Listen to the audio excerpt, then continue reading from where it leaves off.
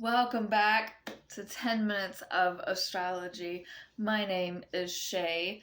Today we are going to be talking about Venus in Taurus. Um, this is going to go in approximately May 15th, 2027, and it will leave and go into Gemini approximately June 8th, 2027.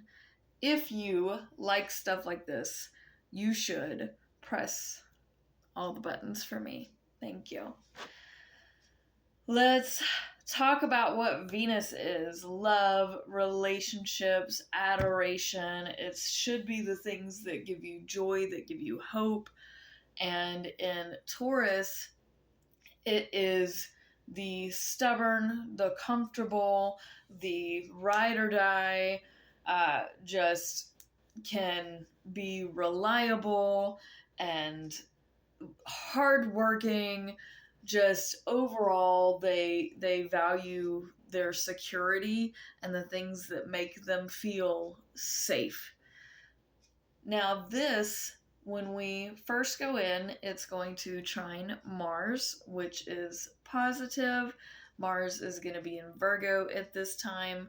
And as far as our relationships and our actions and how we've kind of gauged where things are, you're comfortable with where things are now, and you have developed kind of your routine within the routine as to how to deal with these people that are supposed to bring more structure into your life and more resilience, more, and especially people that will stand up for you and will stick up for you.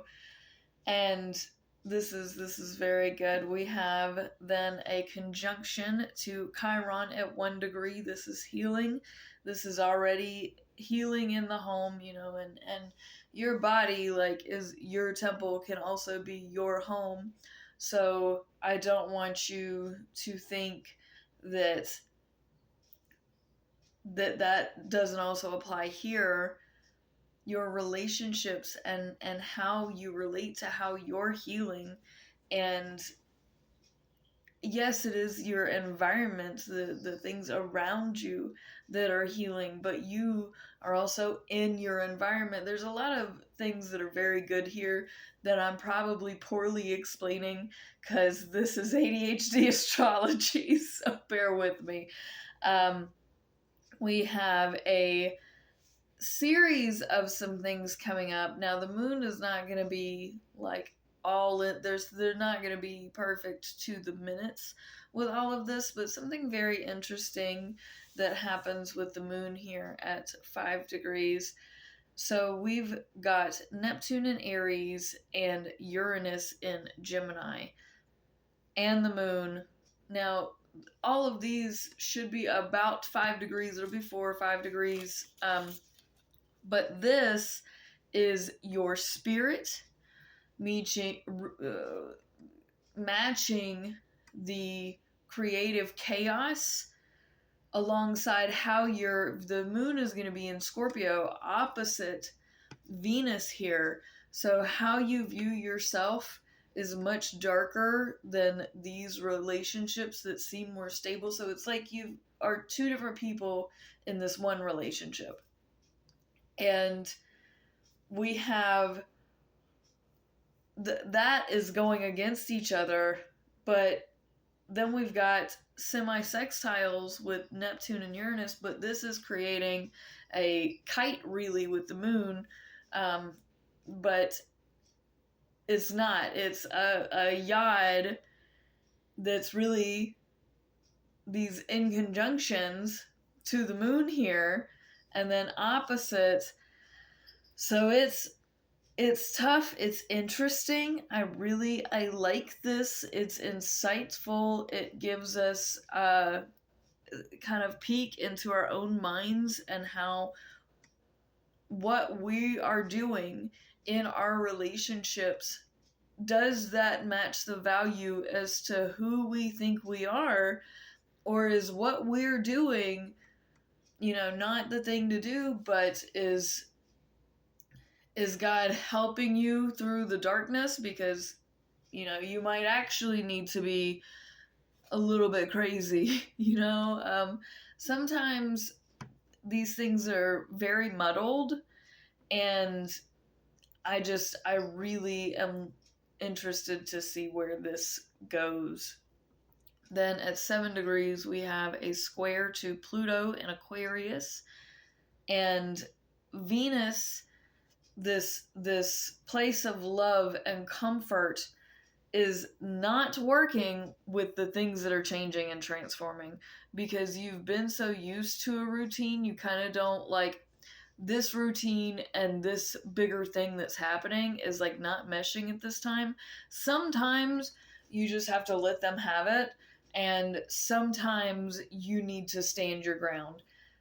With everything being fire and air dominant right now, I'm leaning towards the fire and air dominance, which here it's Pluto. This is very serious on a big scale. So, how you relate to this with the larger picture here, and how the larger picture is affecting what you are going to love about it, because Venus is how you love about it. And I don't know, this can be toxic relationship territory, but it's like in your head, you're between being comfortable and having to change. And I've spoken in another video about now is the time for this change, and and right now is not the time to be comfortable. We have a square at 20 degrees, so there's some space in between this of other things that I'm not necessarily going to bring up, because it's to me there are more important things to do in my 10 minutes. So we then have a square to Jupiter in Leo at 20 degrees, and this gets really big because Leo is so passionate and is making things so much bigger right now on purpose. And at this 20 degrees, this, you've been comfortable, you're finally relating better, you're finally giving yourself this kind of pass in here, you're allowing some healthier things to come into your life. But here is another reminder, you can't stay comfortable. This is bigger than you. Things are shaken up, and you have to be able to bob and weave, especially Tauruses. You can't stay in it. You have to be light as a feather right now. And I know that's you don't want to deal with this. None of us want to deal with this, okay, honey? I'm sorry.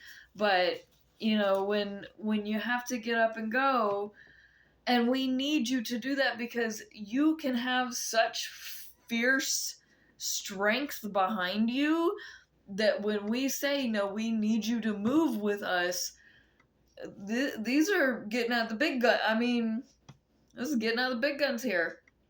So, just remember that that's kind of your role in all of this is, yeah, we're asking you to move, but move with that strength that you have behind you. We have a semi-sextile to Saturn in Aries at approximately 24 degrees. And here we are learning about where our hearts lie, because our inner wisdom has been for us, but where does our how do I want to explain this?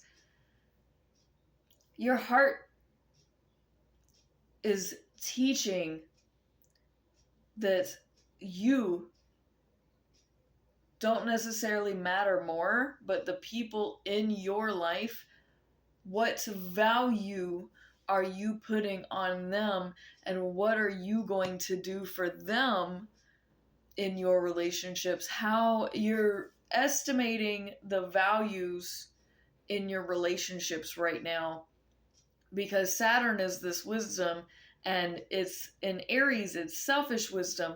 So you've been putting you first, but now that you've been dealing with these kind of like really intense, complex relational, uh, I wish I knew how to explain it, because like it's our relationships are complicated right now. Like that's our status. And because we've been dealing with these complicated relationships, and we've also been trying to deal with self-worth stuff, and doing, for me, it's my life, it's what I want, because that's what I think is the right thing to do at this time. And Venus and Taurus is saying, but don't you value other people too? At any point, when do they come into play? What kind of relationship dynamic do you want to have with them? Do you really want to spend more time with them, or you just happen to be related to them? Where is this really going? So this is a really big lesson, and I don't know that we have enough time to sit with this when it happens, because I still foresee us having to revisit that, especially with Venus going into Gemini, which is going to be love, ping pong and love, ping pong and mental in your head love. So that's when Venus goes into Gemini, is approximately June 8th, 2027. Press all the buttons, please, please, please, and reach out for a reading if you care. Peace out, fam. Much love. Thanks for watching. To everybody.